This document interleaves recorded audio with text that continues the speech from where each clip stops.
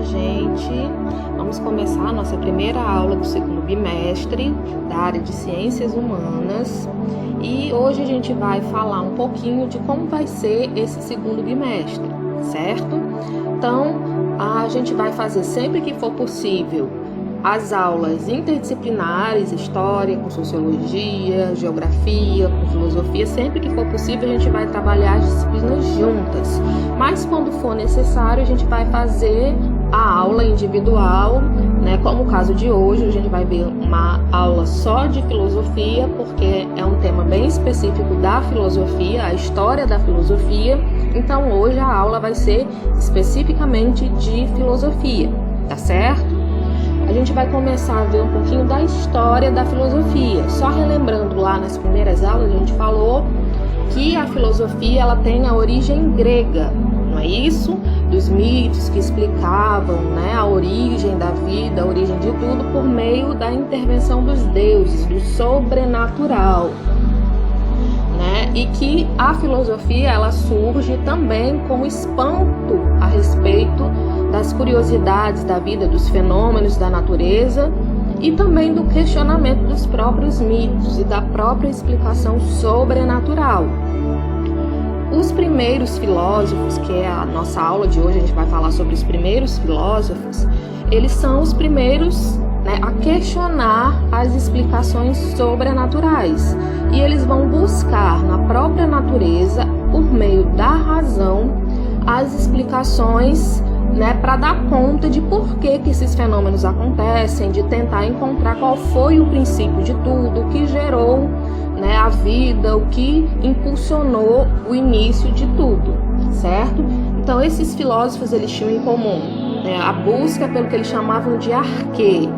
Arquê é um termo grego que indica, né, um elemento primordial que serviria como ponto de partida para tudo. O processo que deu origem à criação dos seres, de tudo, a força dinâmica que originaria, né, todas as coisas.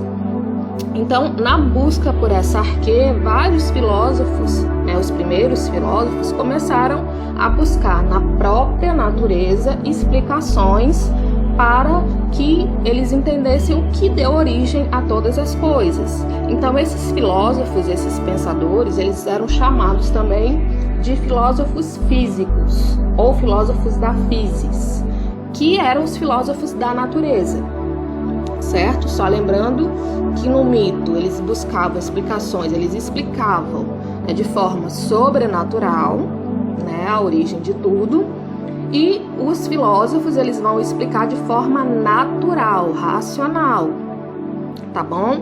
Só relembrando lá, a mitologia grega, né, como a gente viu, vimos alguns mitos, eles usavam a explicação cosmogônica, a cosmogonia, certo? Que ela era aquela ideia, né, do cosmo, né, o universo, e a cosmos, que seria a gênese do universo ligada aos deuses, certo? Então, o que daria sentido à existência seria as relações entre os deuses, que deu origem a tudo, né, na Terra, no universo e a própria vida, né, dos seres humanos.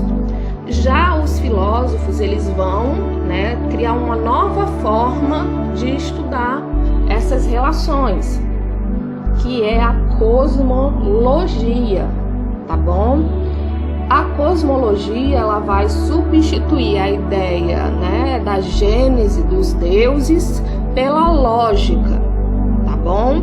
Então os filósofos eles vão abandonar a ideia da construção baseada no pensamento dos deuses, do sobrenatural, e vão colocar a razão lógica da natureza para entender a origem das coisas, certo? Então essa ideia de questionar a origem sobrenatural vai trazer a origem da filosofia. Então, um outro termo também utilizado para classificar esses primeiros filósofos é o termo filósofos pré-socráticos. Por que pré-socráticos? É porque, né, dentro da filosofia, uma das figuras mais importantes da história da filosofia foi Sócrates, né, que é considerado o pai da filosofia grega, E então se divide a filosofia entre os pré-socráticos, os filósofos do período de Sócrates, os filósofos clássicos, né, e os filósofos mais recentes, né, contemporâneos e modernos. Só que essa determinação, essa classificação de filósofos pré-socráticos, ela não é aceita por todos os filósofos. Há uma certa polêmica em relação a esse termo, porque alguns filósofos físicos, né, que é o principal elemento que reúne esses pensadores, eles foram ali contemporâneos de Sócrates, viveram mais ou menos no mesmo período dele. Então, alguns filósofos, eles questionam esse termo pré-socrático, embora seja muito comum a gente ver nos livros sempre essa referência.